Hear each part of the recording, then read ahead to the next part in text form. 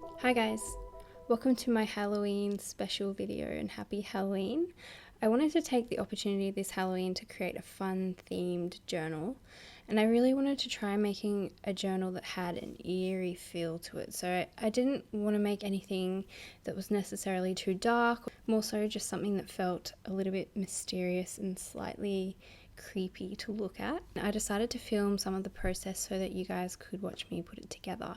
So for this project I used a really old and damaged book as my cover, and I also gathered up any scrapbook ephemera I had that looked a little bit eerie or mysterious, and a lot of these pieces are from Tim Holtz. So I also grabbed out the Tim Holtz cabinet card chipboard frames and a bunch of found pieces, which include drawer hardware, buttons, old jewellery findings, plus some charms and some mini bottles.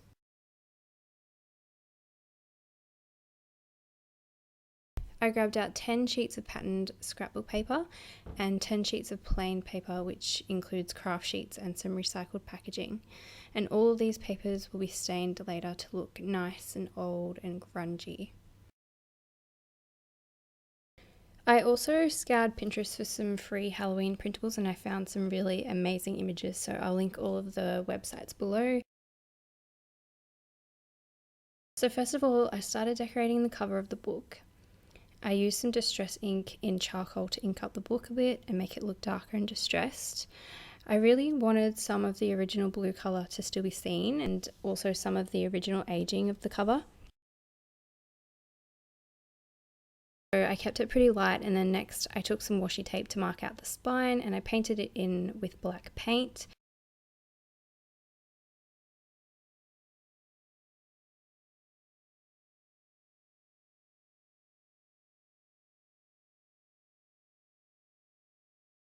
And then once that was dry, I removed the washi, which left me some mostly nice clean lines. I just sprayed a coat of sealant over the whole cover and I left that to dry.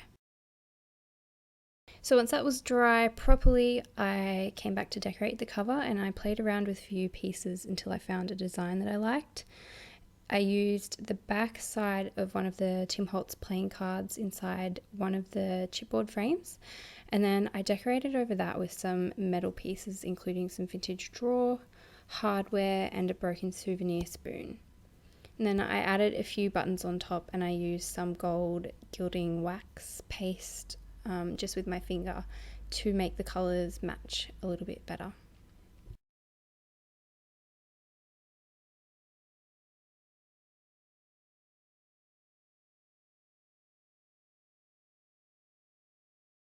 Then while I waited for the cover to dry, I went ahead and I started to stain my papers.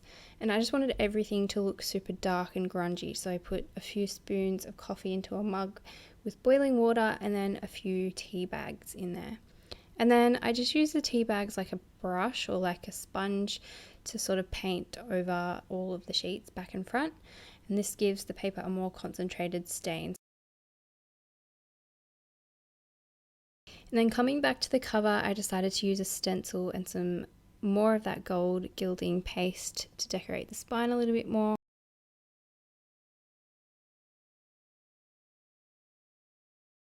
When I was done that, I turned over the cover and I glued some lace down over the spine.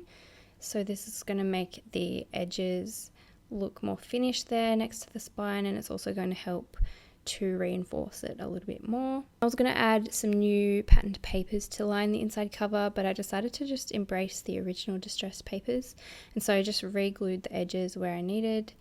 And once that was all dry, I added some eyelets to the spine, and then I did go ahead and finish up the insides at night time, and since it was dark I didn't get to film the rest of the process, but I went ahead and I added some sewing and some pockets, and then I bound the book and I added some charms, and I'm going to flip through right now.